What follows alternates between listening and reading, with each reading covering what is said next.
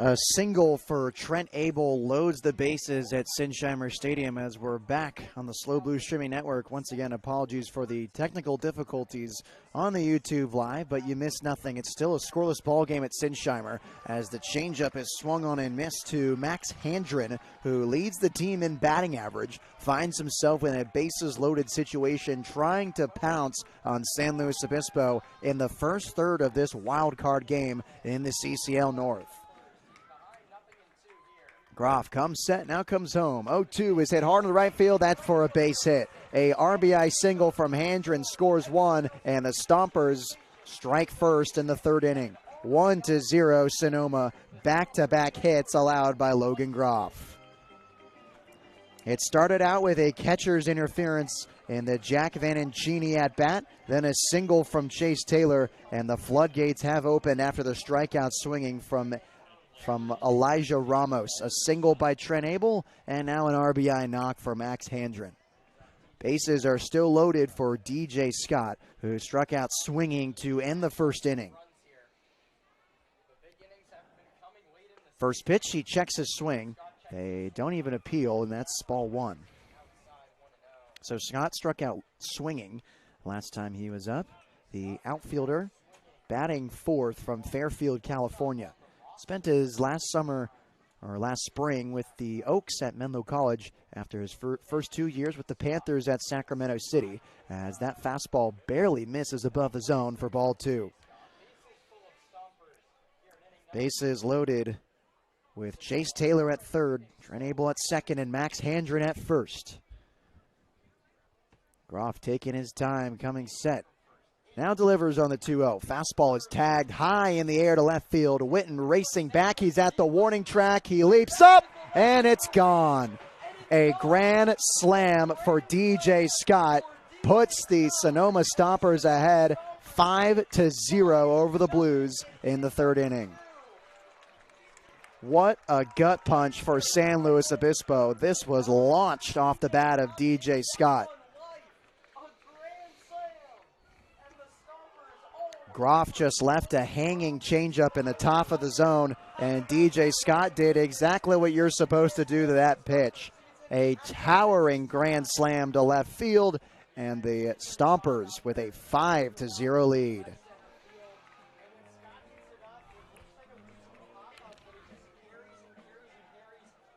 Sinsheimer has been deflated. A 5-0 deficit from Logan Groff as the first pitch comes in, and it's a slider in there for a strike. Groff has tied his season high for runs allowed with July 3rd, the Santa Barbara Foresters, when he gave up 5 earned. 0-1's another sweeper missing in the other batter's box for ball one. So he hadn't given up more than 2 runs dating back to July 3rd. His last 3 outings, he had given up 4 earned runs combined. 1-1 is tapped in front of the Blues dugout. Now on a 2-strike count is Omar Gastelum, who struck out to lead off the second inning. 2 earned runs against the Riptide, 2 more earned runs against the Foresters, and 6 shutout innings against the Menlo Park Legends ever since the 5 runs on the firework night at Sinsheimer. 1-2 just misses inside with that fastball. Evens it up at 2 balls and 2 strikes.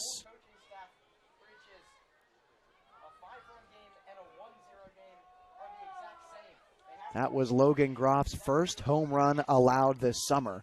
It was a grand slam as the slider is swung on and missed for strike 3. That's the 5th K of the day for Logan Groff. Nice through 3.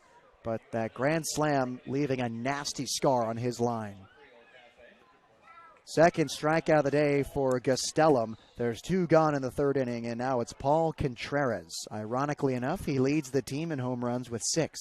Also leads them with walks, and he steps up with 2 outs in the third. Trying to make it rain on San Luis Obispo and put this one away early. Middle infield wide open. Ardois and Constantine playing deep as well. Corners at regular depth as there's a check swing on the slider. They say he went around for strike 1. Contreras, the center fielder, last time he was up, grounded to the shortstop Ardois on one pitch.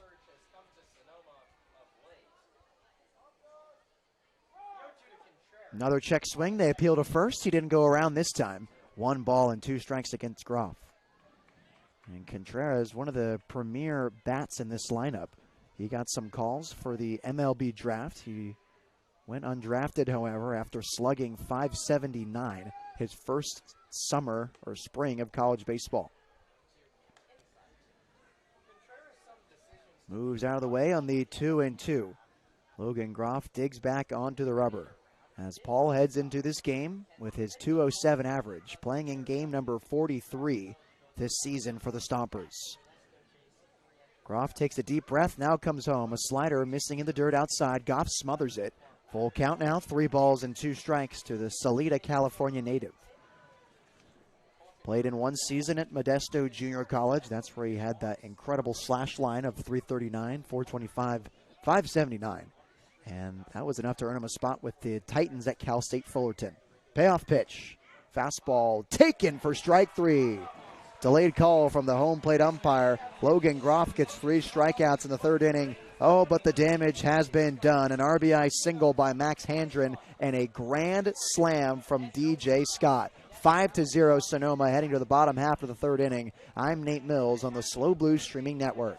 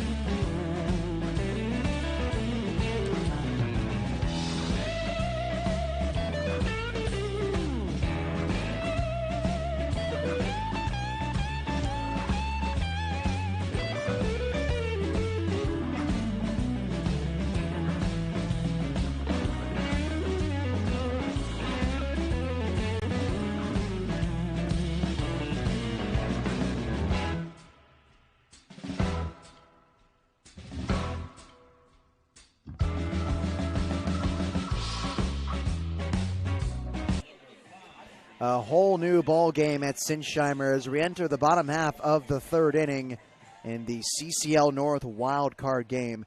5-0 lead for Sonoma after an RBI single from Max Handren and a grand slam for DJ Scott. It's now 5-0 Sonoma with Jake Hicksonbaugh stepping up to the plate. After him, it's Gavin Constantine. Then they flip it to the top of the order in E.J. Royal. Here's the 1-0 to Hicksonbaugh, and it's a fastball down the heart of the plate for strike 1.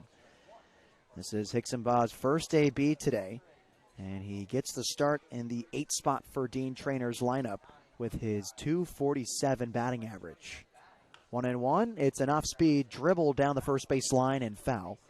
Gloved by the first base coach, Mason Allen, for strike 2. Hicksonbaugh having to be tough with 2 now from Destin Fox, a guy who's been racking up the strikeout numbers today.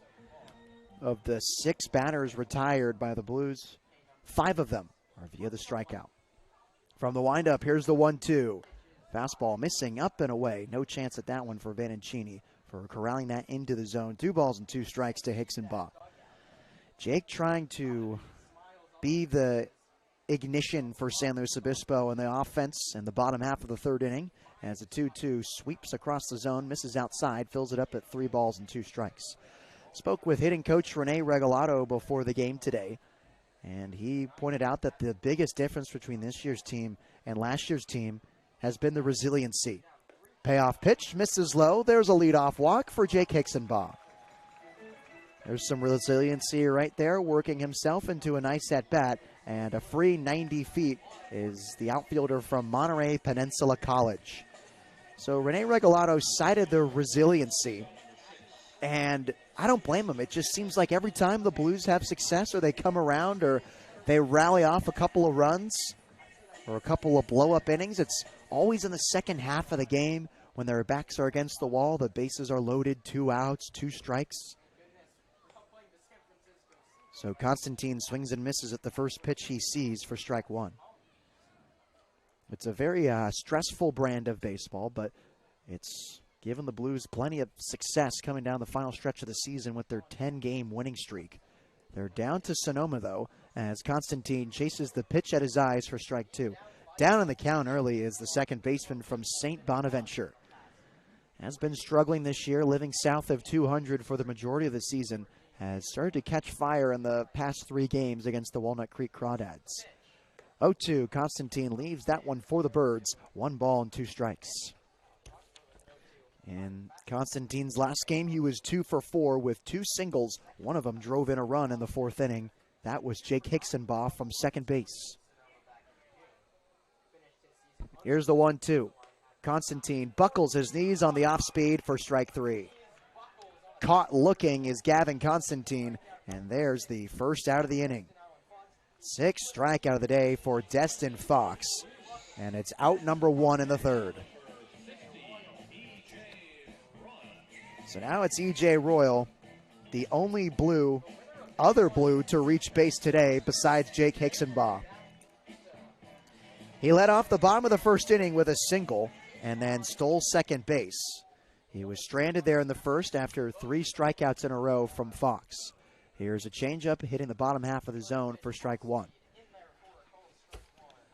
Royal on July 27th against the Walnut Creek Crawdads, went 1 for 3 with a double in the 7th. 2 walks to go with it. He was stranded on base both of those times. Here's a big bender wrinkling into the zone for strike 2. Down in the count is E.J. Royal, the Blues hit collector this summer. We've seen a lot of duos match with E.J. at the top of the order. Hixenbaugh and E.J., Braden Jeffries and E.J. Now it's Ardois and E.J. as Sammy awaits on deck. Here's the 0-2. Hixenbaugh takes off towards second base. Ball hit in the air on the right side. Going back is Scott. He makes the two-handed grab, and Hixenbaugh scampers back safely. E.J. Royal just got under that fastball in the outer half of the zone, blooped it to right. Had a decent amount of carry, though. It looked like Scott took his first step in and had to make a few recovery steps towards the fencing. He makes the lunging grab to his right, and there's 2 gone in the 3rd. So an F9 for Royal, and now it's Sam Ardois, who struck out swinging in the 1st inning. Last game, Sammy had himself an evening. A 3 for 4 day against the best team in the CCL North. An RBI single, a double, and another single as he swings and misses at the first pitch for strike 1. Also stole a bag as well and paired that 3 for 4 day with a walk in the 8th inning. Short lead for Hixenbaugh at first base as he dangles his arm. The 0-1 comes home and it misses in front of the shins of Ardois for ball 1. Sammy wearing the cherry red batting gloves as he prepares to head to Lafayette, Louisiana to play for the University of Louisiana. 1-1, he checks his swing on the fastball missing inside. 2 balls and 1 strike. As you may recall, Ardois played for the University of Texas last spring.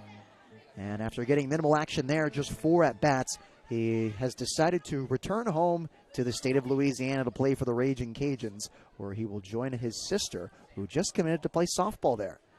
2-1, missing downstairs. 3-1 now to Sam Ardois, one of the hotter hitters in this Blues lineup.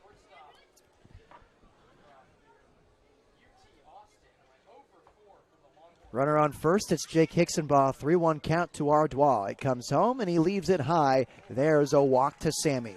Second walk of the day for the Blues offense, and it keeps things alive in the 3rd inning. So Ardois reaches base safely for the first time today.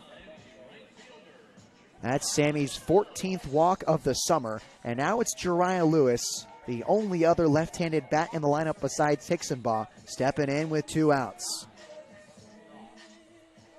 Lewis was a part of the 3 strikeouts in a row in the first inning. He plays right field today for the Blues after a short hiatus where he spent time at home in Alameda training, working in the cage, doing some weightlifting. But after constant begging from his host family, he finally has decided to come back and finish out the season for the Blues. And he takes a look at strike 1 with a runner in scoring position. 0-1 is hit on the right side and foul. Jariah Lewis with a 2-part swing on the curveball. It was hung, and he was just a scotch early on that, hitting that into foul ground on the right side. 0-2 to J-Lou. Jariah with his .250 batting average and 2 runners on. Hickson-Baugh at second base and Sam Ardois at first. They both reached via a walk. Cooper Witten on deck. Here's the left-on-left matchup. 0-2 is swung on and missed. Jariah Lewis goes down swinging for the second time today, and Destin Fox has himself his 7th K in 3 innings. We head into the 4th inning. The Blues trail by 5 to the Sonoma Stompers in the Wildcard game. We say hello to Mark Robinson. I'm Nate Mills on the SLO Blues Streaming Network.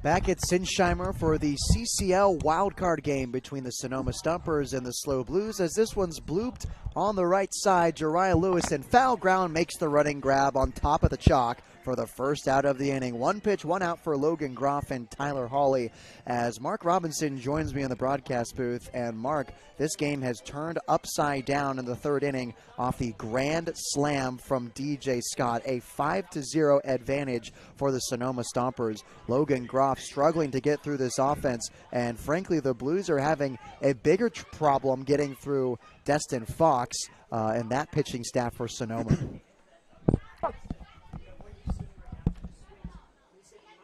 First pitch is in there for a strike against Jack Vannancini, who reached on a catcher's interference in the 3rd inning and eventually came around to score on an RBI single.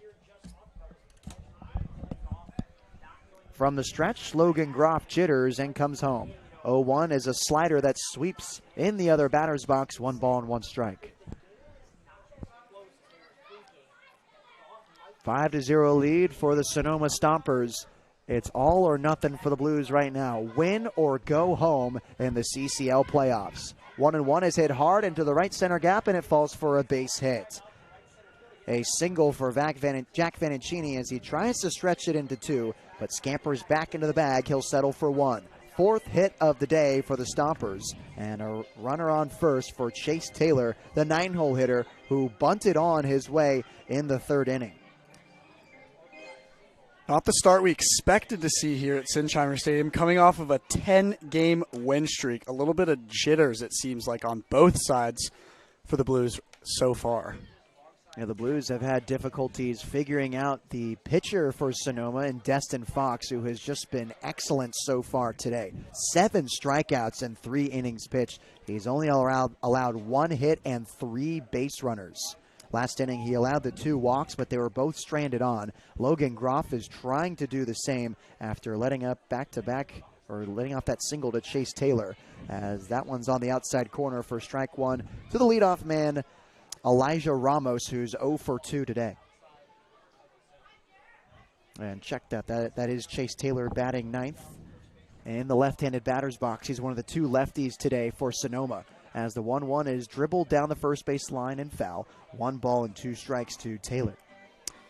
I think the scoreboard is a little deceiving in terms of the start Logan Groff has had. 6 Ks already. He's definitely starting to get more of a feel at the mound tonight. It's just that grand slam. Very unorthodox here at Sinsheimer Stadium, and an unfortunate thing to see in the early frames of the game. 1-2, and this one's lined to the shortstop Artois off the end of the bat. Softly hit, but he corrals it for the second out of the inning. Soft contact for Logan, and there's 2 gone in the 4th for the leadoff man, Elijah Ramos.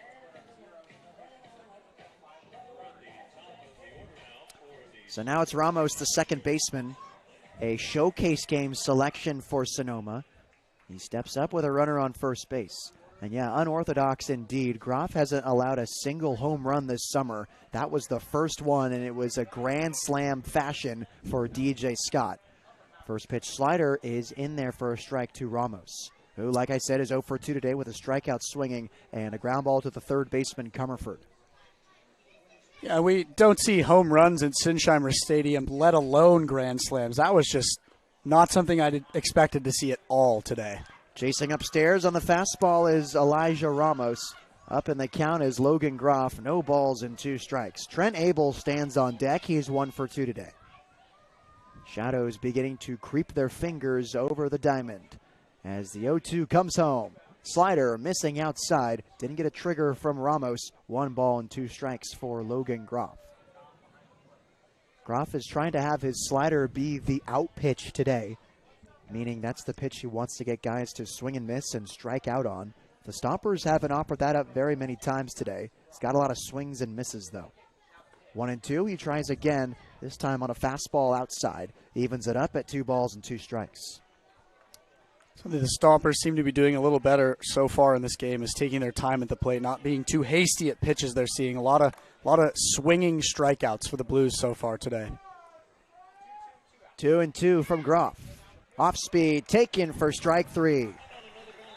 Logan Groff collects his 7th strikeout of the day as the Stompers strand a runner on first base. Still 5-0 Sonoma, heading to the bottom half of the 4th. For Mark Robinson, I'm Nate Mills on the Slow Blues Streaming Network.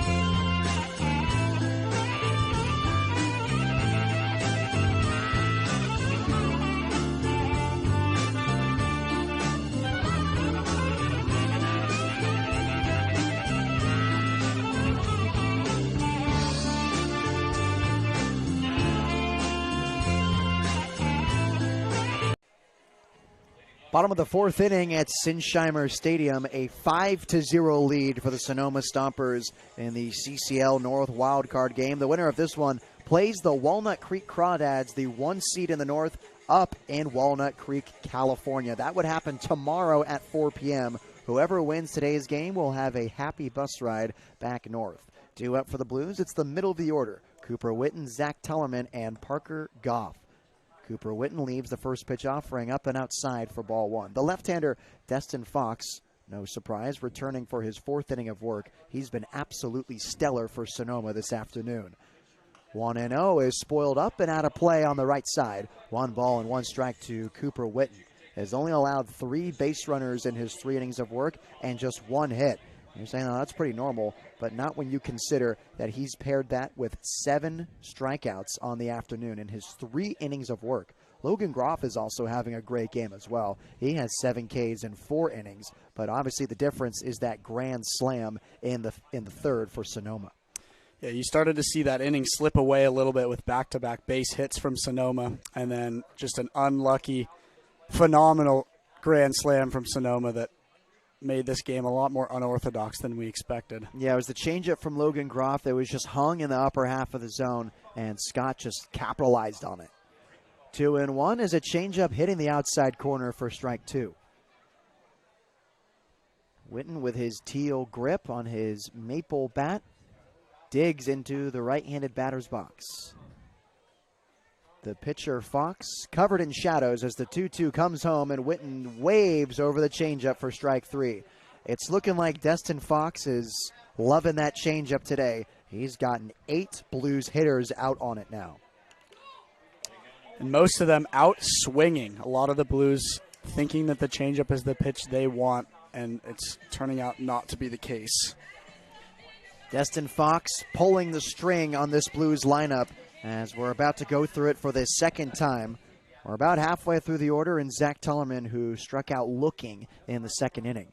First pitch, he waves on the changeup outside for strike 1. Someone in the live stream chat section left a comment. He said he was very confident he saw a very big game coming from Jariah Lewis and Zach Tellerman. Future teammates at San Jose State. Tellerman recently committed to play for the Spartans in the Blues road series against Walnut Creek during the middle of this season, or at the halfway point of this season. They will actually be roommates next summer as well, or next spring as well. Curveball hits the upper outside corner for strike 2. 1-2 to ZT, who's 0 for 1 on the day. ZT 0 for 1 on the day. Jariah Lewis 0 for 2 on the day. So no spark for either of the Spartans yet. But hopefully Theo Hardy's comment on the live stream comes to light and is spoken into existence. 1-2 up and outside. Vanacini almost has to come out of his squat for that one. The count evens up at 2-2.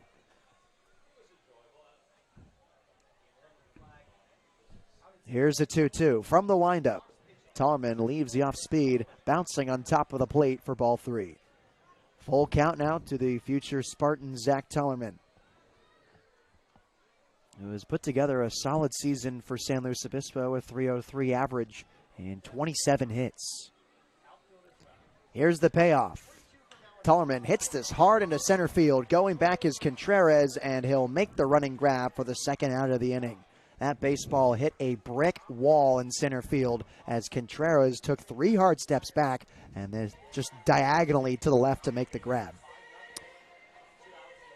0 for 2 for both of the Spartans now, hoping to see something get going for the Blues offense here. Lots of timid swinging and seems like a little bit of nerves at the plate for this team right now. Spoke with Jake Hicksonbaugh early in the game. He said that most of the boys seemed ecstatic, excited, buzzing, just ready to be here and ready to play. Hopefully that's still the case. Obviously, the biggest thing we want from this team is energy.